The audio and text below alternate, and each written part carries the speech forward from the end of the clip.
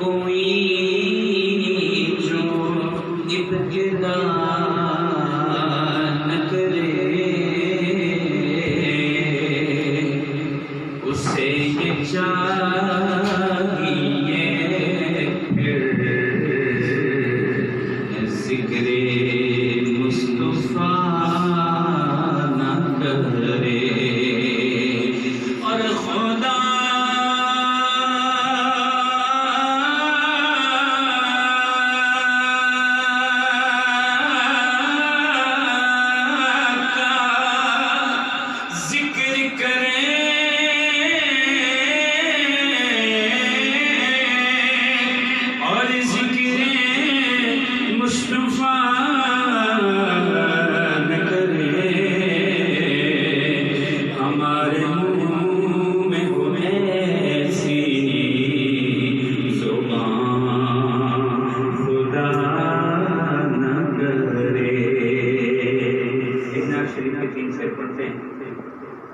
میرا نام لکھنا بھی کام آ گیا ہے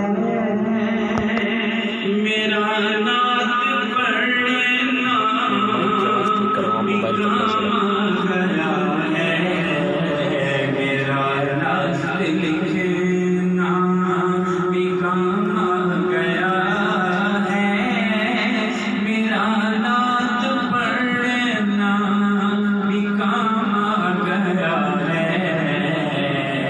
میرا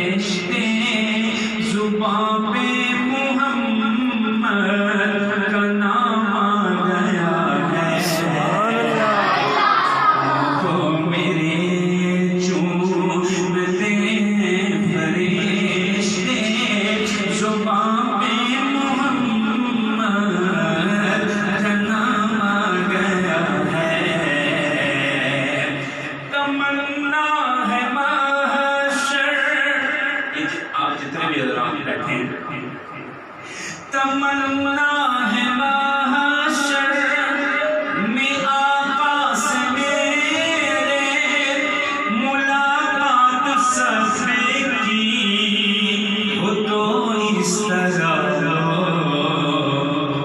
تمہیں دیکھ کر ہمیں دیکھ کر فرمائے آقا کہ وہ دیکھو میرا غلام آ گیا ہے ہمیں دیکھ کر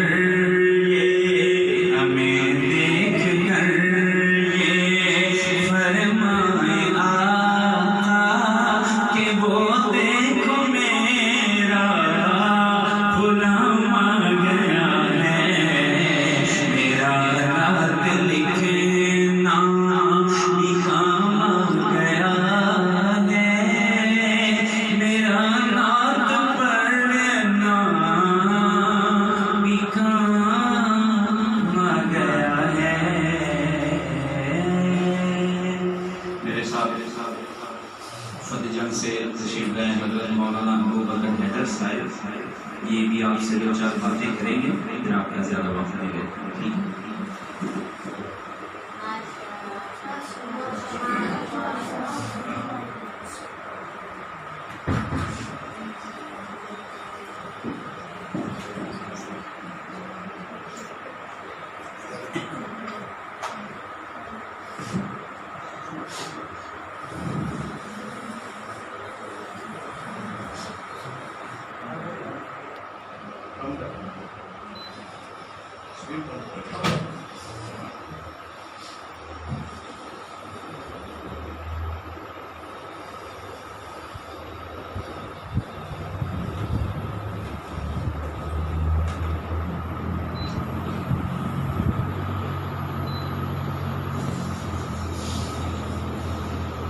بسم اللہ الرحمن الرحیم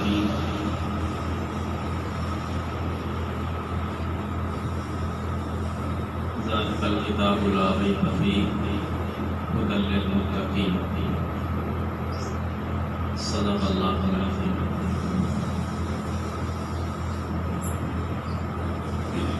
بہت خوشی ہوئی اس ادارے میں آ کے بھائی مولانا سکھلان عباس صاحب اکثر اوقات ذکر کرتے رہتے تھے،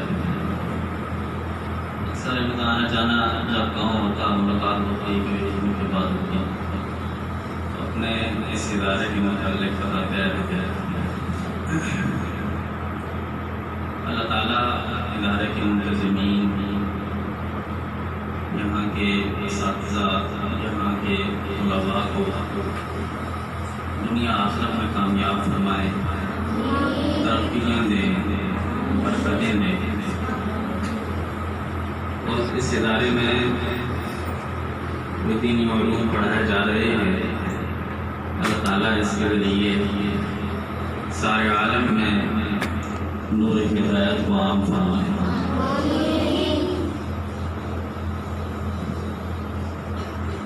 ہمارا جو ہم پڑھتے ہیں، قرآن پاک کا سبق یاد کرتے ہیں، قاعدے کا سبق پڑھتے ہیں، منزل سناتے ہیں، زندگی سناتے ہیں، استاد جی کی بات مانتے ہیں، جو کچھ استاد کہتے ہیں اس کے مطابق عمل کرتے ہیں۔ اس کا مقصد یہ ہے کہ ہم سے اللہ جی راضی ہو جائے۔ اس کا کیا مقصد ہے؟ ہم سے اللہ جی راضی ہو جائے۔ کیا مقصد ہے؟ اللہ جی راضی ہو جائے۔ اور جو ہم پڑھتے ہیں یہ قرآن پاک، یہ اللہ جی کا کلام ہے۔ جس طرح اللہ جی کو بہت پڑھے ہیں اور اللہ جی نے یہ ساری دنیا بنائی ہے، اللہ جی نے ہمیں پیدا کیا ہے، ہمیں رزق دیتے ہیں، ہمارے ماں باپ کو اللہ جی نے پیدا کیا، انہیں رزق دیا۔ جس طرح اللہ جی بہت بڑے ہیں، اللہ جی کا کلام بھی بہت بڑا ہے۔ جس طرح اللہ جی سارے بادشاہوں کے بادشاہ ہیں، اسی طرح اللہ جی کا جو کلام ہے یہ بھی دنیا میں جتنے لوگوں کی باتیں ہیں ان سارے لوگوں کی باتوں سے بڑی بات ہے۔ جس طرح اللہ جی بڑے بادشاہ ہیں، اس طرح اللہ جی کا کلام جو ہے یہ بھی سارے بادشاہوں کے کلاموں کا بادشاہ ہے۔ تو ہم ابو جی کی بات کو مانتے ہیں، استاد جی کی بات کو بھی مانتے ہیں اور ادب سے سنتے ہیں۔ استاد جی جو کہتے ہیں بات کو ادب سے سنتے ہیں، ابو جی جو کچھ کہتے ہیں ان کی بات کو ادب سے سنتے ہیں۔ تو جو ہمارے اللہ جی ہیں ان کی جو بات ہے اس کو بھی جب ہم نے پڑھنا ہے اور سننا ہے تو بہت ادب سے سننا ہے۔ جب ہم ابو جی کی بات کو، اپنے استاد جی کی بات کو ادب سے سنتے ہیں، اس پر عمل کرتے ہیں، ہمارے استاد جی ہم سے خوش ہو جاتے ہیں، ہمارے ابو جی ہم سے خوش ہو جاتے ہیں۔ اسی طرح جب ہم اپنے اللہ جی کی بات کو ادب سے، دھیان سے، توجہ سے پڑھیں گے، سنیں گے تو اللہ جی ہم سے خوش ہو جائیں گے۔ اور جب اللہ جی خوش ہو جائیں گے تو ساری دنیا کی جتنی بھی راحتیں ہیں، سکون ہے، آرام ہے، وہ سارا اللہ جی ہمیں دے دیں گے۔ اور جب ہم ابو جی کی بات کو نہیں مانتے، نہیں سنتے، استاد جی کی بات کو نہیں مانتے، نہیں سنتے، استاد جی ناراض ہوتے ہیں، ابو جی ناراض ہو جاتے ہیں، امی جی ناراض ہو جاتی ہیں۔ جب وہ ناراض ہو جاتے ہیں ہم پریشان ہو جاتے ہیں، پھر وہ ہمیں پارک میں بھی نہیں لے کے جاتے، کھیل کود کے لیے بھی کوئی چیزیں نہیں لا کے دیتے، ہمیں پیسے بھی نہیں دیتے، وہ ناراض ہو جاتے ہیں۔